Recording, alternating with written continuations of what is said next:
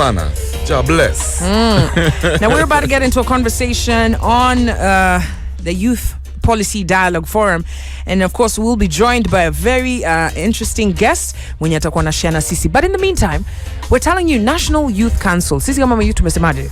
Tumesema lazima tukue counted. We have to be on the table to help set the agenda. Na mambo zinatu affect as a youth. We've established one fact that tunakuwa majority kwa hii country. But another fact ni ya kwamba sisi register 39% of youth have registered basically as voters to take part in the general election, which is just in about what kitu kama 12 days hivi. Wase wanasema your number ni less than nini, but we're saying we can actually turn up and vote fully. You're 100% of that 39 8 million youths that registered. We get out there, we vote for the right leaders so that they can actually represent our agendas on the different platforms zenye watakuwa nazo, labda kwa county assembly, kwa national assembly. And you know, we've been talking about certain sectors zenye affect my youth. We've touched on education, we've touched on the blue economy, we've touched on matters health. Leo tunaenda kutouch on arid and semi-arid lands of Kenya and how it actually affects us when it comes to our agendas. And we're joined. This is a conversation sponsored by NYC and UDP in conjunction with also the Ministry of Devolution. All right. Yes. Now we're joined in studio by GACHERU WANJIRU, who is founder of Shroom Tales, and of course we'll be joining the conversation arid and semi-arid sector. Karibu sana, GACHERU. Thank you so much for having me here. Yeah. I'm a bit nervous. Don't be nervous. Hebu tuambie Shroom Tales ni nini kwa kila kushaenda. Shroom Tales. Yeah. Okay. Shroom Tales is from the word mushrooms. You get that? Yeah. So it's an initiative. It's an upcoming initiative that's targeting the arid and semi-arid areas. Yeah. Those specifically marginalized. We are giving them an alternative. You see, for the longest time now, we've had pastoralism as the main economic activity. But as for this case, we are bringing on board agricultural farming, agriculture in terms of mushroom farming, mushroom production. You see, have you had a dish of mushrooms maybe? I love mushrooms. I eat mushrooms regularly. Yes. So we are trying to bring on board another alternative to the economic activity. Besides pastoralism, we want to give them a chance to actually farm mushrooms. Okay. At the moment, it's quite a lucrative business. Considering that not many farmers have embraced this. Compared to like coffee, we have so many people who are doing that. But mushrooms, si wase mob. So unapata, when it comes to the market, the value is so high. Consider, like at the moment, a kg of mushrooms goes for around 600 pounds. You see, this is quite a good produce, quite a good profit. Na kuna market ya mushrooms iko. I assure you, if you go online and research for market, we have done that. That our initiative has been on ground. We have done research. We've had people who are ready to buy our mushrooms. But the problem is we don't have the right funding, we don't have the right investors. But yes, we are focusing on that. Now, for the MVP mwenye anasikiza, I want to inform you that the arid and semi-arid lands make up 89% of the country. Right? Arid and semi-arid land make up 89% of the country, covering 29 counties and a population of about 16 million people. With that said, land arid and semi-arid, right? And by definition, tutakupatia nafasi GACHERU explain ya MVP arid na semi-arid inamaanisha nini? Okay.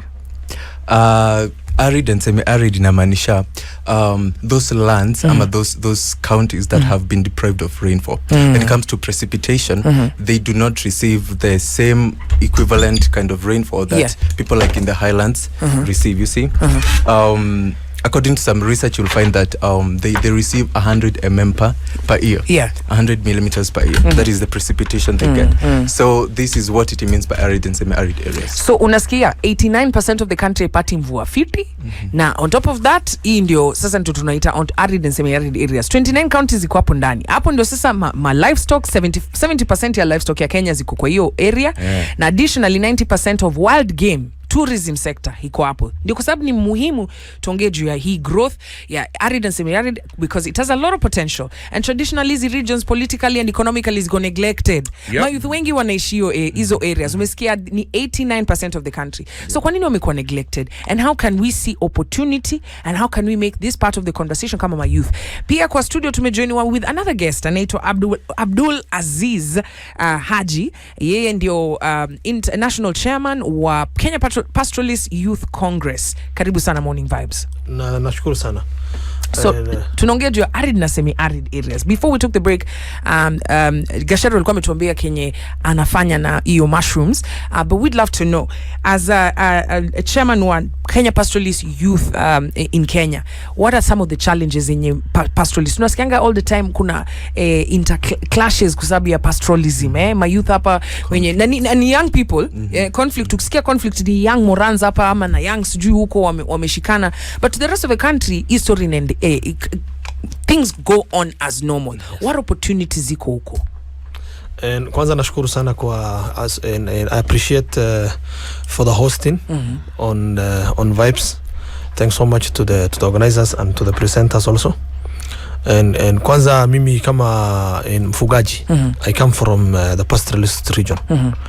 And I'm a native of Mandera. Yeah. I was born and bred schooled in Mandera. Na nilikuja tu Nairobi kusoma university. Huwa tunaonanga sisi hatujakuwa na privilege ya kudrive kwa barabara ya lami. Tunaonanga lami tukifika Isiolo. And haswa sisi watu wa Northeastern, pande hiyo ya Wanjiru na Mandera, watu wetu wa Garissa wanaonanga lami kwao. Lakini sisi wengine tunasemanga tunaonanga lami tukifika Nairobi. And what happens is that there is so much potential in that region. And me, I currently at my personal level, I am the chairperson of a national lobby group called the Kenya Pastoralist Youth Congress. What are you lobbying for? We are lobbying for peace and development. We are first lobbying for peace. Kama huna amani, hakuna maendeleo unaweza leta. Hata ukipewa barabara, pahali kuna vita, serikali haiwezi enda kutuma contractor kujenga barabara. So the first thing we want ahead of development is peace. With peace comes everything. Lakini kwako kama nyumba inachomeka huwezi lala ndani. Yes, you can't be sleeping in your house when it is burning. Wanasema, when you hear from a political standpoint, yes, tunasikia kwamba easy clashes zikoziwa, especially unasikia education inafaa kuwekwa hapo, na you've also talked about development. Yes.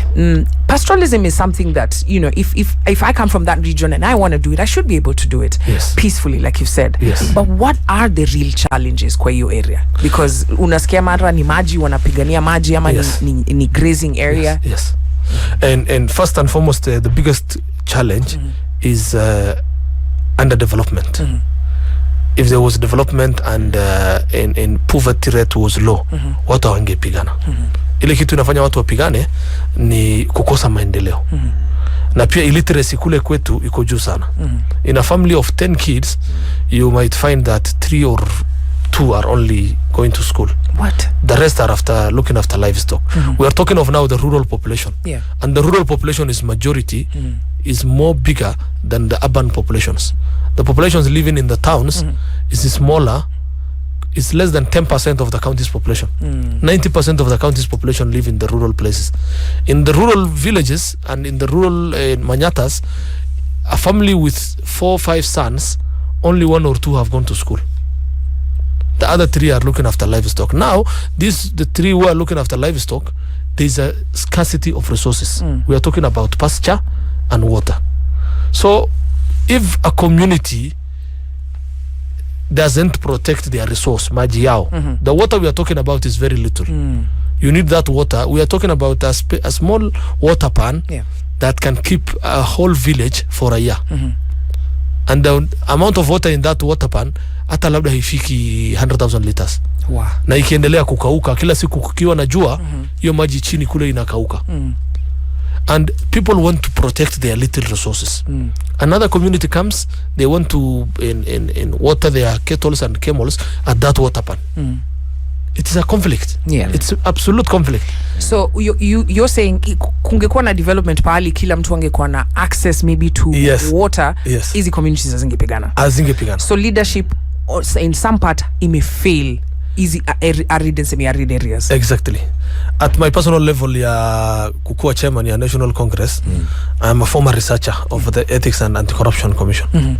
I'm a trained accountant by profession. I'm a law graduate. And I don't want to lie. Let me be honest with you. It's not good to sugarcoat.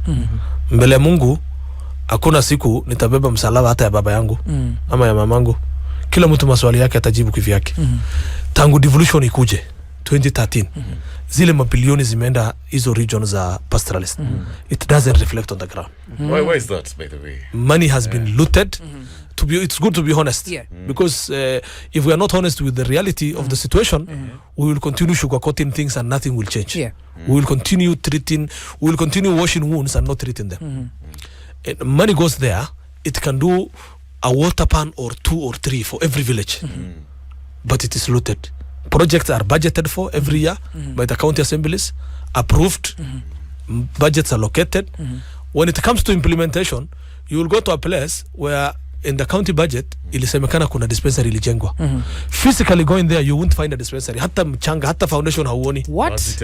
Yes. Na unasikia wakisema hizi vitu na do the people in this area know that kuna? Yes. Yes, our voters, let me be honest with the reality. Our voters, they vote every election based on clan lines, based on mobilized ethnic numbers. It's ethnic emotions. Like this clan wants to take our governor seat, this clan wants to take our MCA seat. The poor population are whipped into emotions. They don't see the consequences of what they are voting for. Yes. Now, let's talk about economic development. Is part of the reason why we're here, and opportunities in Yaziko for the youth.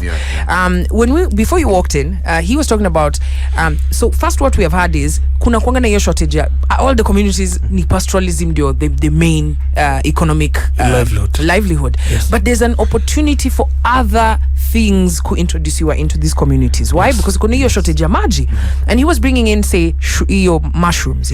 What are some of the ways which economic development can be promoted in these lands? Because unasikia hata leaders wenyewe wanasema if we just focus on pastoralism, if we get these young people into schools now wasome or get into other economic activities, some of these tensions itareduciwa.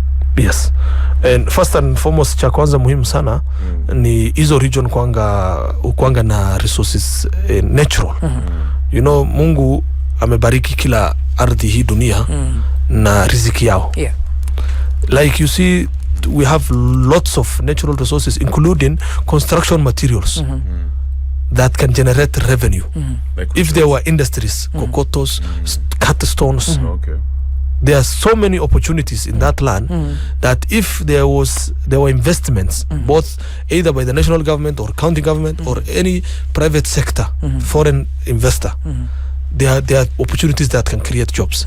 And if the more we will be having young people in northern Kenya and the pastoralist communities working and busy, the more they will be detached from ethnic violence, crime, and radicalization. There's that issue also of radicalization. I want to ask one more question, ABDULAZIZ. You said in a family of 10, for example, wawili peke yake ndo wako educated. Yes. I'm just curious, those two wakisoma, for example, at the university, and they get good papers, good knowledge about some of the solutions they would be having za mashida ziko huko hivyo, do they choose to stay there and help with getting solutions ama wanahama, they go to other counties like Nairobi? It happens like what happens is that a young man from a poor family alimaliza high school na hana fees ya kwenda university.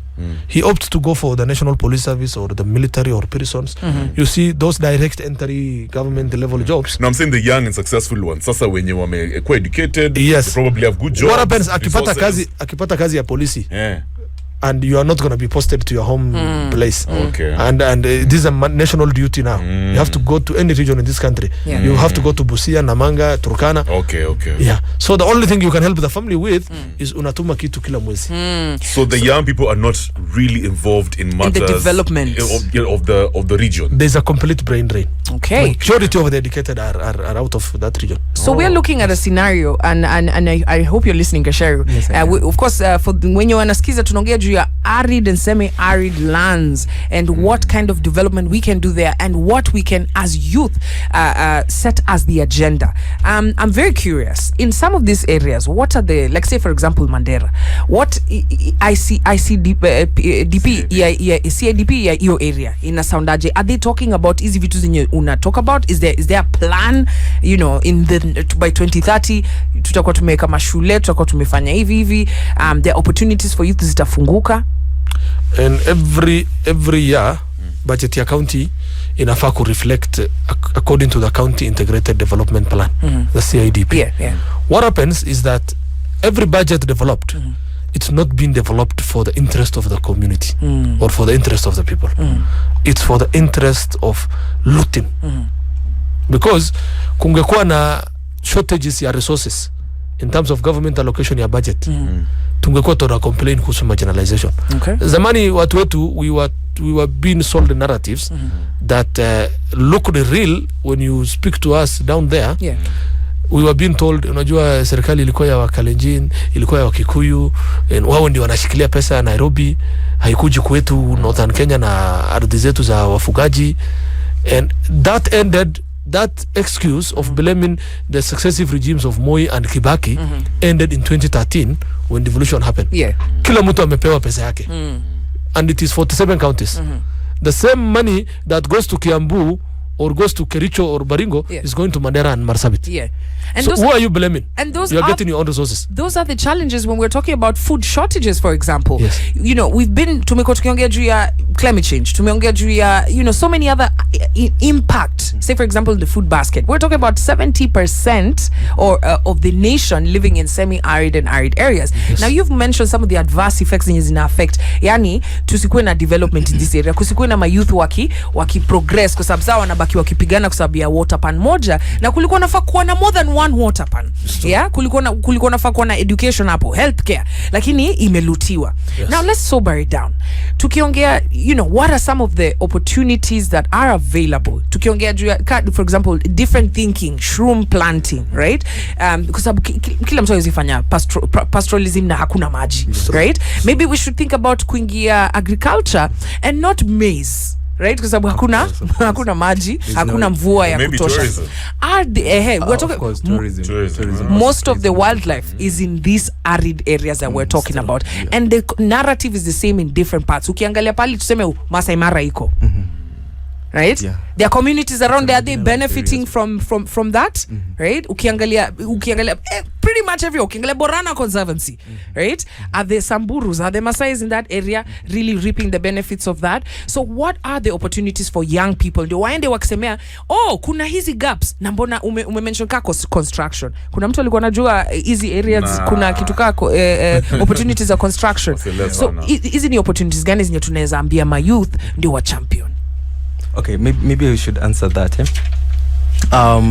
In as much as we see the government pulling in funds, like you say, like last year 2021, we saw the government pulling out 1.2 billion to cater for drought and all that kind of stuff. But the beneficiaries who are there, according to the research I did, you find that they got 3K. That is per household. You find that they're getting 3,000. This is not enough for the youth. This is not enough for a person to develop. You see, there is that issue of tourism. There is that issue of all those resources he has mentioned. But the youth cannot develop until there is a programmed and a very well-planned education system. It doesn't have to be formal. Because you see, if, as he has said, we have like out of a family of 10 people, only 2 people are going to school. So the rest of them, maybe the chief barazas in those areas, maybe they can partner up with other NGOs, and maybe have an education system where they're going to train them on side of the opportunities that are there. You see, because you're talking about development and evolution. Because when it comes to those marginalized areas, if we don't have people who are like him, he's you're the chairman too? Kenya Pastoralist Congress. Yes.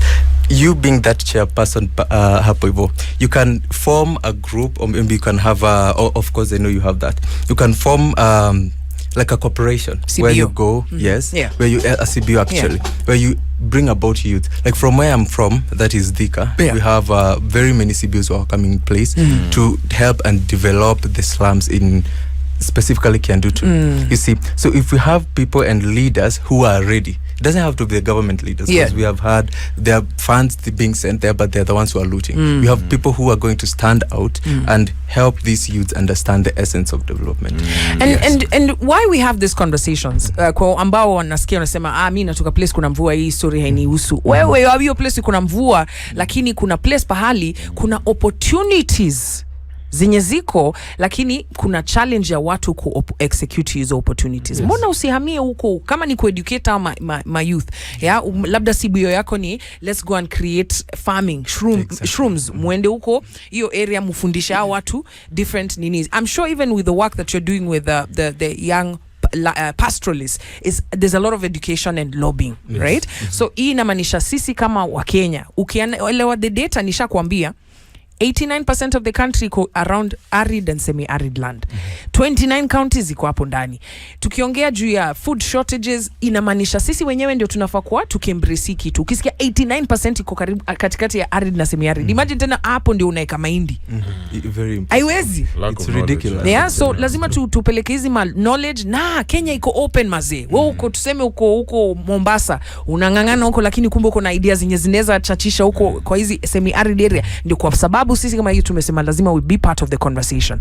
Now with all this, I'm very curious to hear from ABDULAZIZ. We're going into an election here. Yes. And you're saying that your people are being held back by basically bad governance. Yes, bad governance. Right? Kuna mayouth umesema kuna hiyo brain drain, right? Who chances are voting in those areas. They've got family in those areas.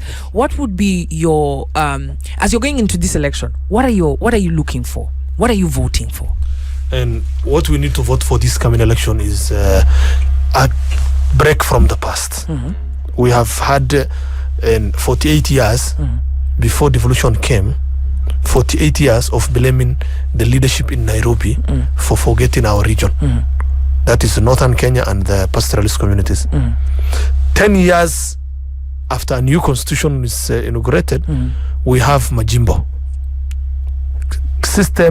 A system of governance where resources is taken back to the rural counties.